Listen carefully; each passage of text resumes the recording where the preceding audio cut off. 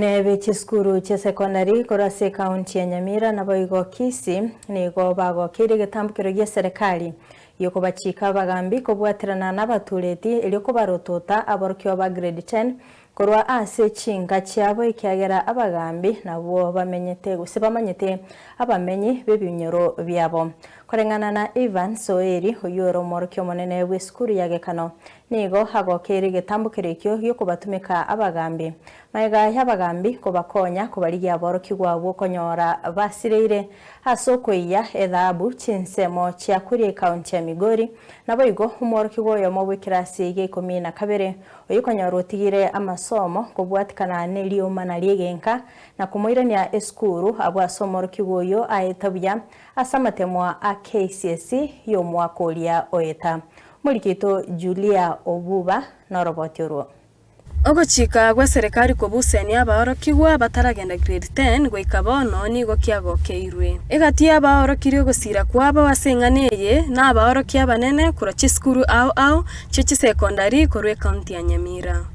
The provincial administration, what we used to call the provincial administration or the chiefs, can really help us. I'm told there's still others out there who probably don't want to come because of various reasons. So the idea that the chiefs come in, I think, is good. I've seen it in the past elsewhere where I've worked. We had boys who went to mine, this gold mine around Kuria land.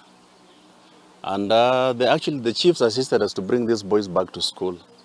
Even last time again, when I came here, I saw a case of a boy that had dropped somewhere in second term because of family issues, domestic problems.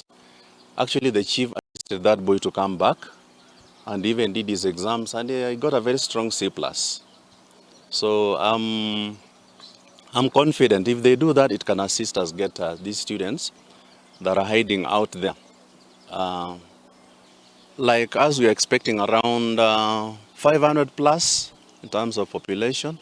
But so far we have, by last week we had 252. And I can see today a number of them are coming. Some called and say they're coming this week. So probably by the end of this week, I expect will be over 400. Renayo ni goboigo ABAOROKIA bakwanire sababu au cheirere ensemo ya ABAOROKIA gotanyara goswa grade 10 nonya nabo basemire abaibori nabo igabarari babo chinchira au baranyoro bokonyi bo gosomia abana babo.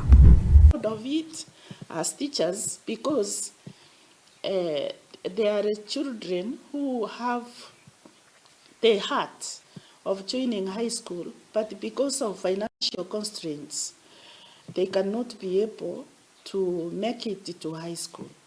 Through the assistance of the chief, not only going to see where the children are, they also know they can advise these parents and children that there are bursaries from CDF and other government agencies where a child can go to join high school and then later fill a bursary form and the child is assisted.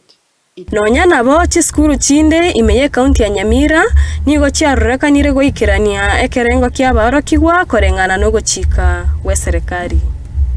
We still continue to receive more learners, and from the look of things, it's like we are heading towards the 900 mark, which we had been captured by the government.